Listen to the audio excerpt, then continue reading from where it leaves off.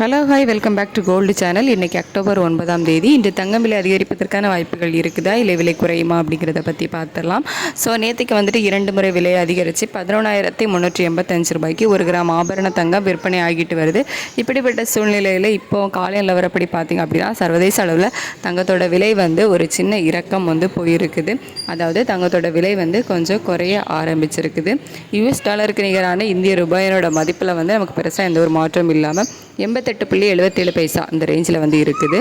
ஆனால் நம்ம சர்வதேச அளவில் இந்திய ரூபாயோட மதிப்பில் ஒரு சின்ன இறக்கம் போயிருக்கிறதுனால இன்றைக்கி தங்கத்தோட விலை குறைவதற்கான வாய்ப்புகள் தான் இருக்குது. எவ்வளோ ரூபாய் வரைக்கும் குறையலாம் அப்படின்னு பார்த்தீங்கன்னா 22 கேரட் ஆபரண தங்கம் ஒரு கிராமுக்கு 50 ரூபா 60 ரூபாய் குறைவதற்கான வாய்ப்புகள் இருக்குது. அதாவது ஒரு 60 ரூபா வரைக்கும் விலை குறைவதற்கான வாய்ப்புகள் இருக்குது.